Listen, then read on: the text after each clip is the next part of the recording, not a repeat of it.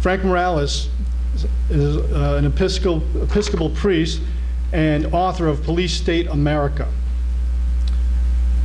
He's written numerous articles on the militarization of law enforcement and domestic operations of the Pentagon. And most recently, he's written The Coup of 2012 in Global Research magazine. He's former host of the 9/11 Info and Resource Series at St. Mark's Church. He was a participant in last year's first ever religious liturgy for 9/11 Truth, celebrated at Judson Memorial Church. And Frank is also a member of clergy for 9/11 Truth. He is also very deeply involved in securing housing for the homeless and for protecting those in threat of foreclosure from the predator banks. All right. Les asked me to address the issue of 9/11 and the whole question of the militarization of law enforcement.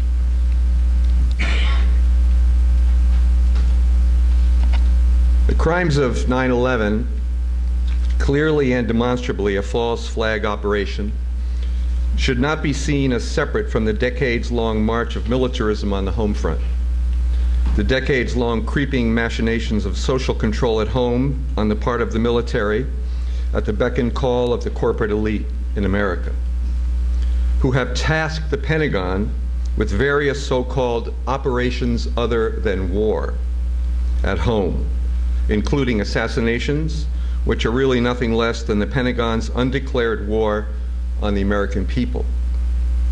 The American people have been subject to a series of deeper and deeper encroachments upon our basic freedoms. Increasingly extensive deployment of military operations on the home front, perpetrated by a corporate-driven military mission creep that now claims the right and duty to arrest and detain us on the word of a Pentagon or White House operative.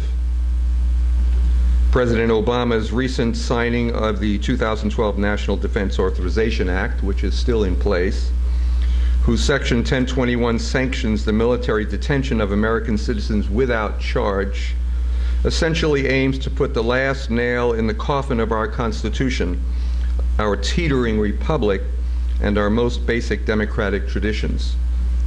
The statute contains a sweeping worldwide indefinite detention provision. The White House had threatened to veto an earlier version of the NDAA, but reversed course, of course, shortly before Congress voted on the final bill, which the President signed on the 31st of December 2011, a day that will go down in infamy.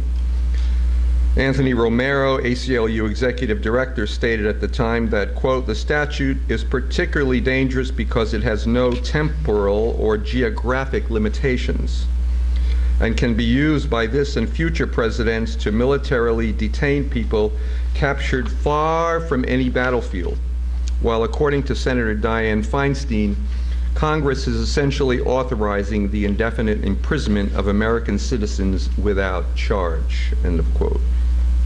As I stated, they've been at this for a long time. A persistent and ongoing counterinsurgency directed against the American people. The detention provisions embedded in the NDAA are about more than social control. It amounts to a direct attack on the person and unreasonable search and seizure in the cause of maintaining the shaky capitalist ship of state, suppressing popular resistance, dissent, and protest, movements of peace and justice recast as civil disorder, civil disturbance, and domestic terrorism, hence 9/11. Current U.S. military preparations for suppressing civil disturbance and domestic terrorism, including the training of National Guard troops, local police, and the authorization of massive surveillance, are part of a long history of American internal security measures dating back to the first American Revolution. Generally, these measures have sought to thwart the aims of social justice movements, embodying the concept promulgated by elite sectors intent on maintaining their grip on the levers of state, that within the civilian body politic lurks an enemy that one day the military might have to fight, or at least be ordered to fight.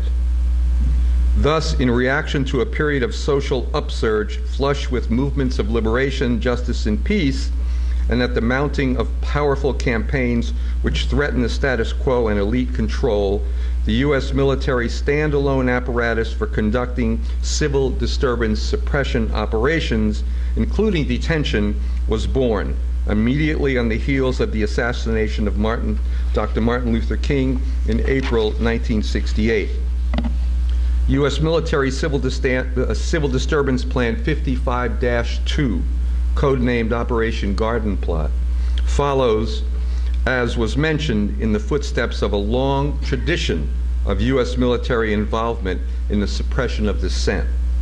Currently, the Garden Plot operation is centered at the Pentagon's Northern Command, U.S. NORTHCOM, stood up in 2002, though in the works prior to 9/11. NORTHCOM, America's domestic military command, is tasked with various counter-terror, homeland defense, and homeland security activities, including civil disturbance suppression operations and, quote, assisting law enforcement within Canada, the United States, and Mexico. And yet, behind all the sophistry, lies, and manipulation, the brutal truth is obvious. The corporate elite that directs things has seen fit to unleash its military on its own people in a desperate attempt to suppress the democratic, read protest, rights of its citizenry, us. Why? Simple. The paranoia of the thief. The well-founded fear that knows that forced deprivation and scarcities, violence at home and abroad, rooted in greed, has run its course in America. And they are right. And so it makes ominous sense that we are confronted with the horrific machinations of forced detention for those who resist a new world order, come home in a homeland which opportunistically collapses all distinction between dissent and terrorism, police and military, right and wrong, obfuscating the truth of who the real terrorists are. 9/11 was but another nail, albeit a large one, in behalf of domestic counterinsurgency directed against the American citizenry, particularly those who resist the New World disorder and its calculated and sick, insane violence. So, bottom line, given the indeterminate nature of an NDAA law that would snatch us up off the streets, throw away the key, and grant us little or no access to a trial, let alone legal counsel of choice not vetted by the Pentagon, we should have no illusions that we are well along the way, the slippery, indeterminate slope to a full-blown militarized police state, the complete identification, coordination, and consolidation of the police and military function in America, in the interests of an elite who regard us as the enemy, maybe even their property, maybe even as targets for assassination.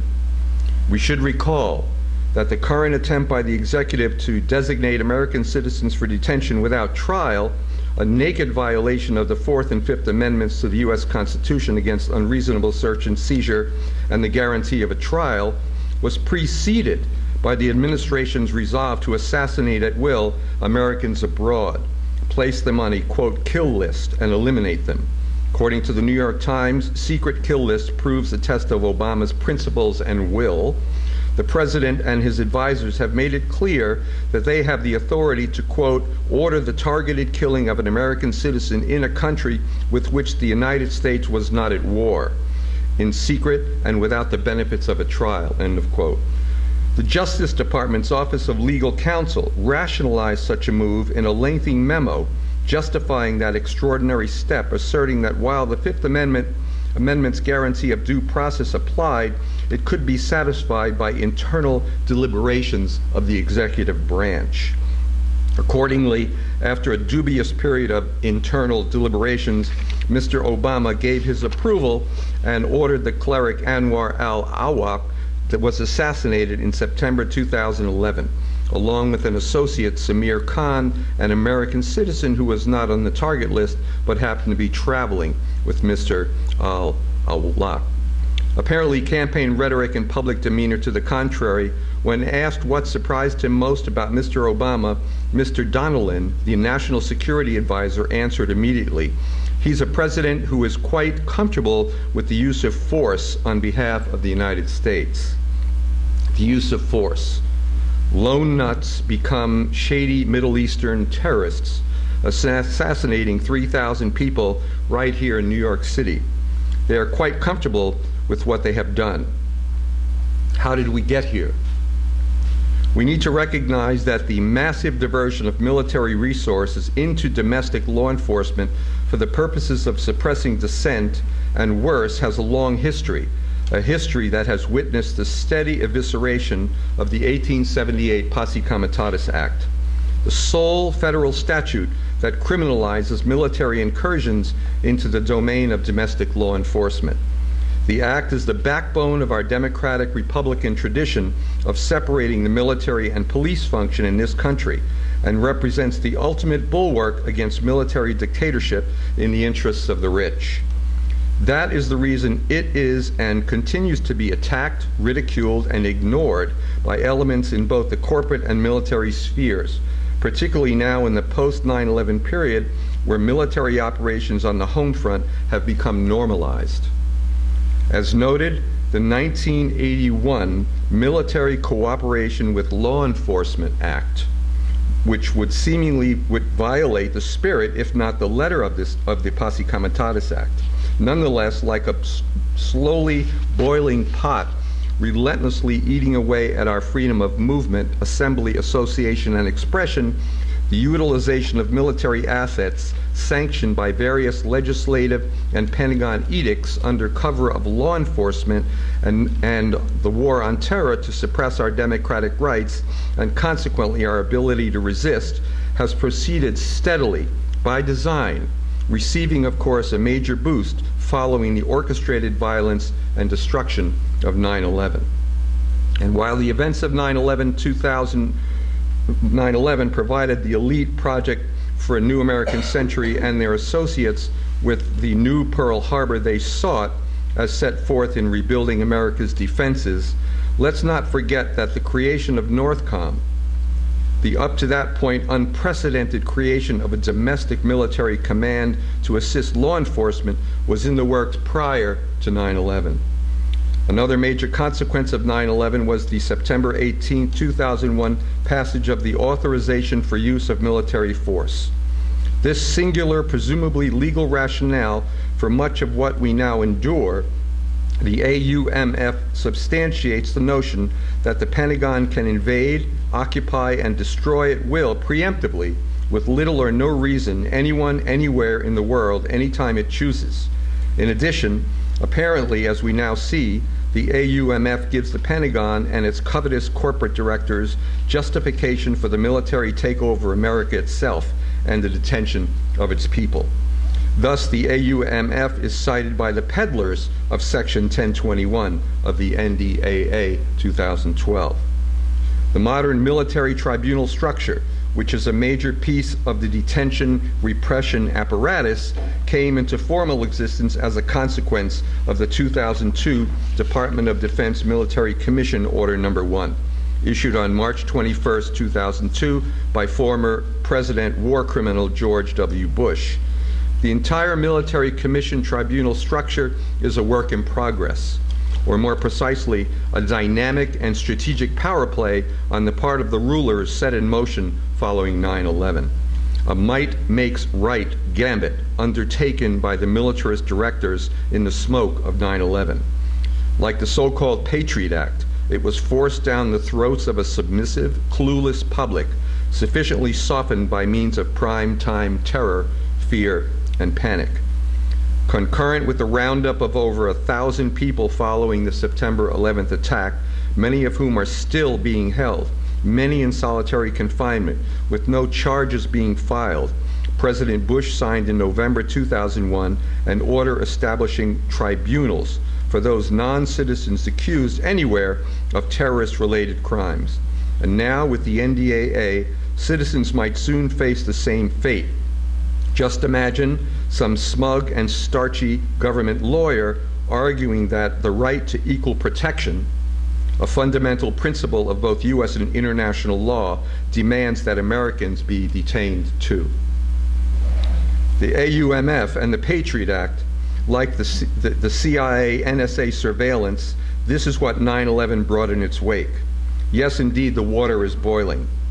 Not to mix metaphors, but it's time to jump out of the frying pan and hopefully not into the fire, which I take to mean that we must confront and deconstruct in a nonviolent way the increasing potential for far more violence and suppression of our basic freedoms.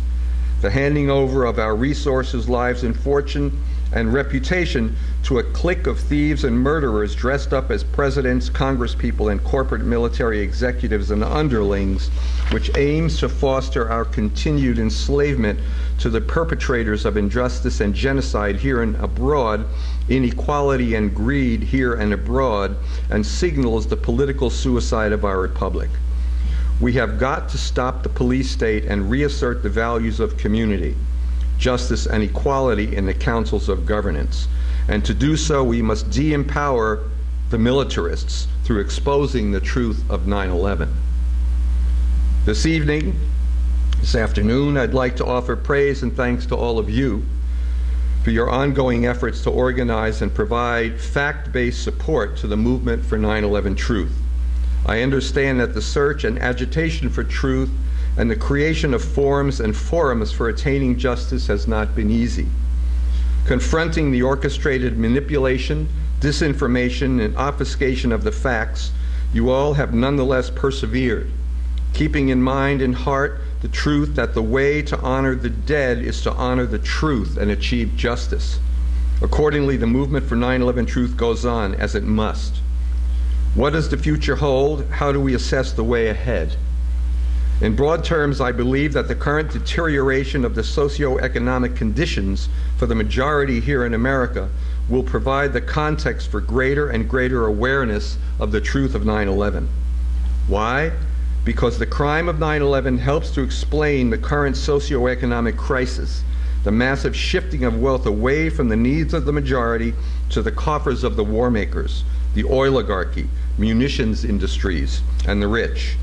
From another perspective, the increasing militarization of domestic law enforcement in America, along with the crimes of 9/11, were and are an act of domestic terrorism on the part of the Pentagon Incorporated. Restated, 9/11 was plain and simple a U.S. military operation orchestrated by elements within the Pentagon and U.S. intelligence sectors, with the cooperation and acquiescence of key policymakers, leading media figures in the know, utilizing foreign elements as so many patsies and cutouts. Hence, the truth of 9/11 is part of a long history of U.S. military domestic intervention and operations encompassing surveillance, civil disturbance planning, executive action, and assassination. And now with 9/11, domestic state-sponsored terrorism and mass murder. In this regard, I believe the message of 9/11 truth needs be articulated in consonance with the message of anti-militarism. Sooner rather than later, the peace movement will appreciate that the perpetual war-making rationalized and justified by 9/11 can be undone by the truth of 9/11. Further, that 9/11 gave birth to the modern police state in behest of the global domination project of the Pentagon Incorporated, a repression of our civil and human rights that has undone centuries of legal jurisprudence. In this regard, we need to stress that the attempt, for example, to introduce detention provisions of Americans within the recent NDAA legislation is being promoted by the very same sectors that brought the towers down. I believe that this point needs to be driven home. Additionally, I agree with Dr. Griffin's point regarding the psychological and emotional blocks preventing larger sectors of the population as a whole from grasping the deep and dark truths of 9/11, at least consciously. The exceptionalism can't happen here, denial that our own leaders could be so evil, the simple, though understandable, unwillingness to risk ridicule and persecution as conspiracy theorists, and so on, have prevented the spread and consolidation of the truth of 9/11 and subsequently the realization of justice. As to how to overcome this mindset, I don't think there is any other way than to continue in the tradition of the prophets, to risk, to shout, and to proclaim the truth from the rooftops, regardless of the consequences, to continue to do so in a rational and logical manner. In the end, the true enemy of fascism is reason. Now, maybe I'm biased.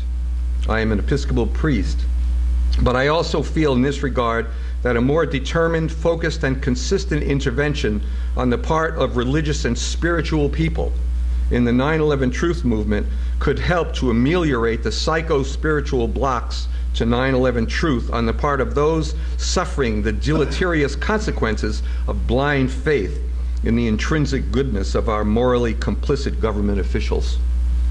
Finally, the U.S. is a provocateur state whose penchant for violent terrorist acts as a means of implementing elite policy shows no sign of letting up.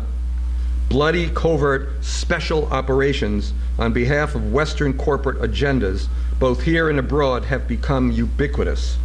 The tactic of 9/11, false flag operations perpetrated by the hidden elite and then blamed on others in order to consolidate the support of frightened and exploited citizenry for its agenda, heirs of the lone assassin false perpetrator operations, JFK, RFK, MLK, are bound to be used again. Why not? It's worked thus far. In the case of 9/11, it's got them their carte blanche for preemptive occupation and destruction of sovereign nations. It's got them their fraudulent war on terror, which allows for the tightening noose of repression at home. It's gotten them their profits, their resources, and their geopolitical objectives. So how might we prevent other such terrorist acts?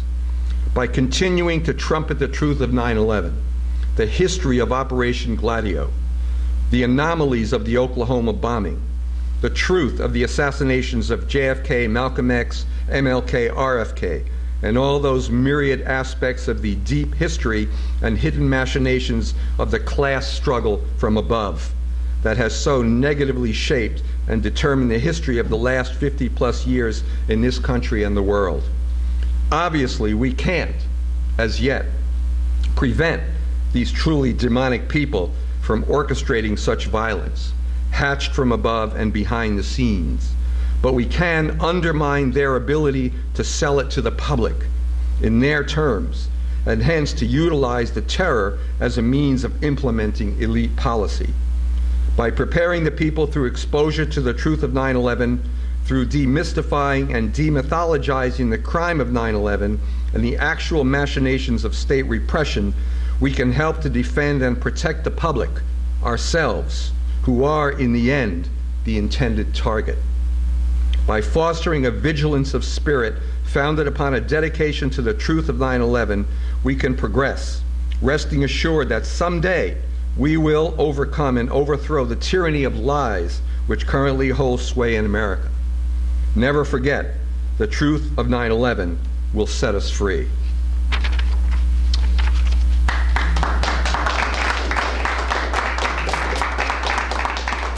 Okay, thank you. I just wanted to say a few things about what we might do. Along with promoting the truth of 9/11 via educational and judicial interventions, ballot initiatives, and hopefully someday our day in court. One thing we can do right now is to initiate organizing campaigns in neighborhoods and communities across the country, aimed at the passing of posse comitatus-like legislation on the local and state level, encouraging dialogue on the demilitarization of our communities, and raising the human right to be free of the violation inherent in all forms of militarism.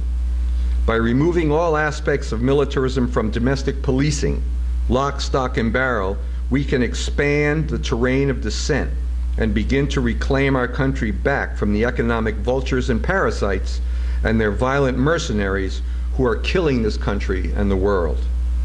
But first we must criminalize like the Posse Comitatus Act does, all military involvement in law enforcement, and in so doing, create a national dialogue around the corporate military dictatorship implicated in the crimes of 9/11. Communities must organize to demilitarize their police. By analyzing police budgets, cutting the special ops training and funding and weapons transfers that fuel the militarization of law enforcement, SWAT teams, we will most certainly decrease the level of police violence directed against the citizenry and bridge issues and communities concerned with the epidemic of racist police brutality and the burgeoning of militarized police forces, veritable occupation armies in communities of color across America, and grow the terrain for dissent. Along with criminalizing the militarization of local police, we must work to criminalize racial profiling on the part of police, a practice indoctrinated in soldiers that provides naked justification for stop and frisk harassment and the murdering of young black men. Make killer cops liable for these murders, stripped of the sovereign immunity that is their 007 license to kill.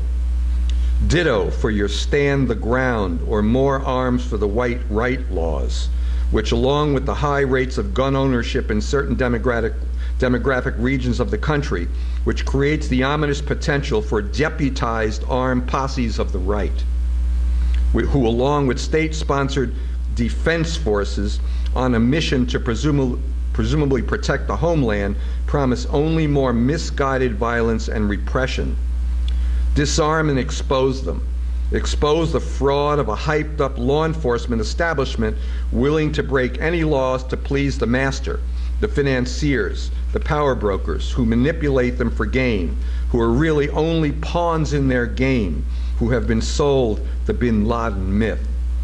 It is irrational and a violation of civil and human rights of the citizenry to perpetuate the arming of militarized police trained to suppress constitutionally ensured rights to free speech and assembly.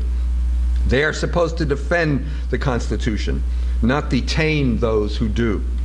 They are supposed to defend the civil rights of the people, not partner with the CIA, the FBI, and spy on activists and Muslim communities, entrapping their youth, victims of the racist charade called the War on Terror. They are supposed to defend the right to protest, not brutalize those who do, peacefully, as in the most recent police crackdown on the Occupy movements. They are supposed to be sensitive to the civil and human rights of all the people, respect the cultural diversity of their environment, serve and protect, not to be trained in quick shoot reflex by outfits such as the Firearms Training Systems Incorporated, which trains both the NYPD and the U.S. Marines. Police departments are public institutions subject to the will of local governments, to the will of the public, the people, but only if we act.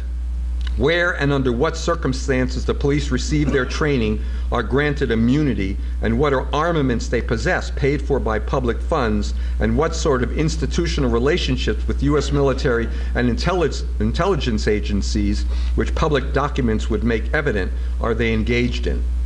These are the kinds of questions and avenues of approach common throughout history in the struggle of citizens against police military dictatorships. And despite the recent May 17, 2012 issuance of the DoD Civil Liberties Program, which defines civil liberties as, quote, fundamental rights and freedoms protected by the Constitution of the United States, except when operational requirements of an authorized law enforcement, intelligence collection, or counterintelligence activity dictate otherwise. Despite the tightening noose, in the end, we must rely on the law, on the rule of law specifically, on the ability, necessity of reasonable people of goodwill acquiring sufficient power to draft new and enforceable laws, laws which promote justice, healing, growth, life, and peace, and then to make them stick. We claim and hope to be a society of laws, by the people, for all the people, but we are not, never have been. Nonetheless, we are capable of evolving, of igniting a revolution of values in this country and becoming the land we aspire to with justice and freedom for all. But in order to get there, we will have to overcome the decades-old military coup, demilitarize the police, and the best way, I believe, to do so is to achieve the real truth of 9/11.